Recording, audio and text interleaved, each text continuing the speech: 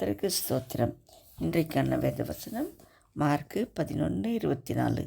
ஆதலால் நீங்கள் ஜெபம் பண்ணும்போது எவைகளை கேட்டுக்கொள்வீர்களோ அவைகளை பெற்றுக்கொள்வோம் என்று விசுவாசியுங்கள், அப்பொழுது அவைகள் உங்களுக்கு உண்டாகும் என்று சொல்கிறேன். ஆம் பிரியமானவர்களே, நம் தேவன் நம்மை பார்த்து தான் சொல்கிறார், நாம் ஜெபம் பண்ணும்போது அதை பெற்றுக்கொள்வோம் என்று விசுவாசிக்க வேண்டும் என்று.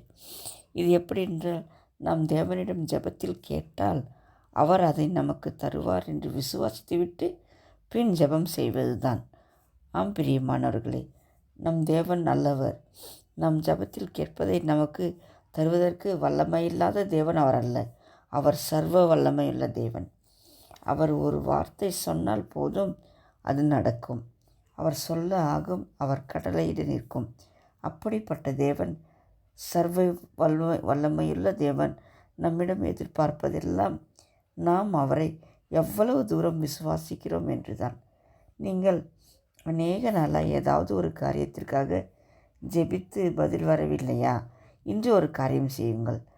நீங்கள் தேவனை நோக்கி, இந்த காரியத்தை செய்ய நீர் வல்லவர் என்று உம்மை விசுவாசிக்கிறேன் ஆண்டவரே, இந்த காரியத்தை நீர் செய்ய வல்லவர், இதை உம்மால் மட்டுமே செய்ய முடியும் என்று பெரிய விசுவாசத்தோடு ஜெபித்து பாருங்கள். உங்கள் ஜெபத்திற்கு கண்டிப்பாய் தேவன் பதில் கொடுப்பார். நீங்களே நினைத்து பாருங்கள், நீங்கள் வேண்டிக் கொள்கிற காரியத்தை செய்ய வல்லமையில்லாத தேவனா நம் தேவன்? இல்லையே. அவர் சர்வ வல்லமையுள்ள தேவன். ஆனால் சில நேரங்களில் நம் அவிசுவாசமே தேவனிடத்திலிருந்து நமக்கு பதில் வருவதை தடுக்கிறது. இன்றே உங்கள் அவிசுவாசத்தை எல்லாம் தூக்கி எறிந்துவிட்டு வாக்குத்தத்தம் செய்தவர் உண்மையுள்ளவர். அவர் அப்படியே செய்வார் என்று விசுவாசித்து அவரிடத்தில் ஜெபித்து பாருங்கள். வேதத்தில் புதிய ஏற்பாட்டில் கூட இப்படி தானே கூறப்பட்டிருக்கிறது.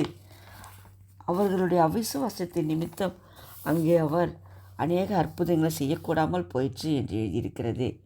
ஆம் பிரியமானவர்களே, நம் தேவனிடத்தில் அற்புதங்களை பெற்றுக்கொள்ள வேண்டுமானால் அந்த அற்புதத்தை அவர் செய்ய வல்லவர் என்றும் அவர் எனக்கும் கட்டாயம் செய்வார் என்றும் நாம் விசுவாசிக்க வேண்டும். அப்பொழுது பாருங்கள், நம் தேவன் நமக்கும் அற்புதங்களை செய்து நம்மை சந்தோஷப்படுத்துவார்.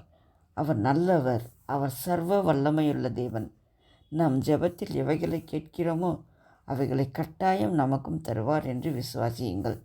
அப்பொழுது அவர் உங்களுக்கும் அற்புதம் செய்வார். ஆமேன். ஹல்லேலூயா. தேங்க்ஸ் ஃபார் வாட்சிங்.